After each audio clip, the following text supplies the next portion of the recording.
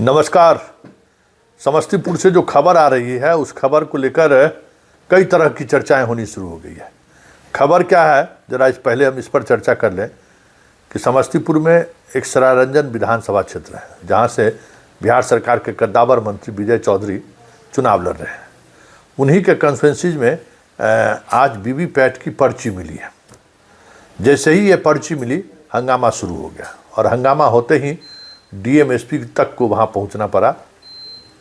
ग्रामीण आक्रोशित हैं, लोग सड़क पर हैं, हैरान हैं कि आखिर जो पर्ची सील बंद रहता है वो सड़कों पर कैसे आ गया।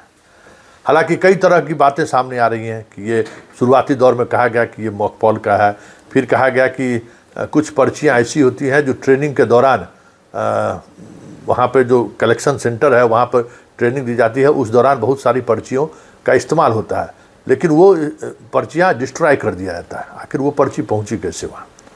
और फिर जिस तरीके की पर्चियाँ दिख रही हैं वो पर्ची इतने दिनों के बाद वो 8-10 दिन पहले की ये प्रोसेस है जो प्रोसेस ट्रेनिंग के दौरान दी जाती है, तो वो यहाँ पर कैसे पहुँच गया। और ये पर्ची तो देख रहे हैं अभी आप, पूरा ताज़ा पर्ची है, मतलब एकदम नया पर्ची है। तो ऐसे में सवाल उठना लाजमी है कि आखिर वहाँ पे पहुँचा कैसे। और डीएम जो कह रहे हैं कि हम पदाधिकारियों पर जो इलेक्शन में लगे हुए हैं उस पर एफआईआर करेंगे, तो अगर उनकी बात माने जाए तो किस पर एफआईआर होगा, क्योंकि वहाँ तो सैकड़ों का polling agent, polling party training लेने आते हैं। तो पहले ज़रा उस घटनाक्रम को ज़रा देखिए कि लोगों का क्या कहना है, पर वहाँ निर्दलीय जो प्रत्याशी है उनका क्या कहना है और जिलाधिकारी का क्या कहना है। संदिग्ध अवस्था में कचरे में पाई गई है, क्या कुछ कहना है सर? देखिए, वीवीपैट की कुछ पर्चियाँ सरायरंजन विधानसभा क्षेत्र में सूचना मिली थी कि वहाँ पर पाई गई हैं। कमीशनिंग सेंटर जो डिस्पैच सेंटर है उसके पास ये पाया गया है। यहाँ पर देखा गया कि बहुत सारी श्रेडेड जो पर्चियाँ थी उनके बीच में कुछ अनश्रेडेड पर्चियाँ भी पाई गई हैं, जिसको कि प्रशासन ने उसको कंफिस्केट करके सीजर कर लिया है। इसमें जो सभी यूनियनों ने भी लापरवाही की है उनके खिलाफ प्राथमिकी दर्ज की जा रही है और ये जांच में हो जाएगा, स्पष्ट हो जाएगा कि ये किस समय की पर्चियाँ हैं। इसमें किसी तरह की कोई अफवाह नहीं फैलाने की मैं अपील करूंगा। ये पूरा टेक्निकल मामला है जिसकी भी जांच करते हुए सभी चीज़ स्पष्ट हो जाएगी। सर, मात्रा जो है पर्ची की वो हजारों में है। देखिए, कमीशनिंग के दौरान हर मशीन 5% मशीन पे 1000 पोल का मॉक पोल होता है। साथ ही साथ सभी कैंडिडेट्स की कमीशनिंग के समय भी उसमें हर कैंडिडेट का बटन दबा के चेक किया जाता है कि उसमें सिंबल सही से लोडेड है कि नहीं। लेकिन उसका मात्रा सर इतना मात्रा में तो नहीं होता। हाँ, 5% मशीनों पे 1000 मॉक पोल होते हैं तो वो उसमें काफ़ी संख्या में रहता है। वहाँ पर आपने देखा होगा कि कटी हुई और श्रेडेड पर्चियाँ भी बहुत सारी पाई गई हैं। अब इसमें जाँच हो रही है और इसमें प्राथमिकी दर्ज की जाएगी।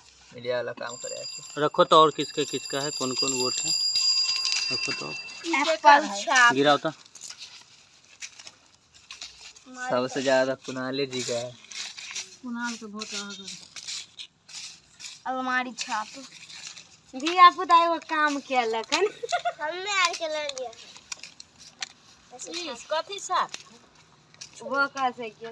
दोनों आपने सुना, दोनों का पक्ष अपना अलग अलग है, लेकिन डीएम जो बात कह रहे हैं, अगर हम डीएम की ही बात माने तो वो प्रक्रिया, जिस प्रक्रिया के तहत ये पर्ची फेंकी जा सकती है जबकि जानी नहीं चाहिए, वो 8 दिन पहले का ये प्रोसेस है। आखिर 8 दिनों पहले फेंकी गई पर्ची पर ग्रामीणों की नज़र क्यों नहीं पड़ी। और जो पर्ची आप देख रहे हैं वो पर्ची एकदम करंट का पर्ची लग रहा है और उसमें हर उम्मीदवार का अलग अलग पर्ची पर मोहर लगा हुआ है। आलमीरा छाप भी है, तीर छाप भी है, लालटेन छाप भी है। तो ये कैसे संभव है? डीएम साहब को हमें लगता है कि और स्पष्टता के साथ कारण बताना चाहिए, क्योंकि ये एक बहुत बड़ा फेल्यूर है। मामला कुछ भी हो, लेकिन एक बड़ा दाग तो लगा है इलेक्शन कमीशन के इस प्रोसेस को। और हालांकि डीएम ने एफआईआर दर्ज करने की बात की है, लेकिन एफआईआर से ही मामला कह सकते हैं कि शांत नहीं होने वाला है, क्योंकि ये आरोप मंत्री के कंस्टिट्यूएंसी पर लगा है और मंत्री पिछले चुनाव में भी बड़ी नज़दीकी मामले में चुनाव जीते हैं और वहाँ पर इस तरीके से पर्ची मिलना पूरा चुनाव आयोग के पूरे वोटिंग प्रोसेस पर ही सवाल खड़ा कर दिया। आखिर वीवीपैट में जितने भी पर्चियाँ डाली जाती है, वो जो वोट हम लोग गिराते हैं तो पर्ची उसमें सीलबंद होता है, सबके सामने सीलबंद होता है, तो आखिर वो बाहर निकल कैसे गया। और जिस तरीके से बाहर फेंकी गई है, क्या वीवीपैट के सहारे ईवीएम तो नहीं बदला गया? क्योंकि उम्मीदवार तो यही शक जाहिर कर रहे हैं। और डीएम जो कह रहे हैं वो अगर वो प्रोसेस है तो वो तो उससे 8 दिन पहले वो सारे प्रोसेस खत्म हो जाते हैं। तो ऐसे में कहा जा सकता है कि चुनाव आयोग की साख लगातार बिहार में गिर रही है। और जिस तरीके से इस चीज़ें सामने आ रही हैं और अब जो चीज़ें देखने को मिल रही हैं, हमें तो लगता है कि जो कुछ भी साख बचा हुआ है वो भी न कहीं खत्म हो जाए चुनाव परिणाम आते आते।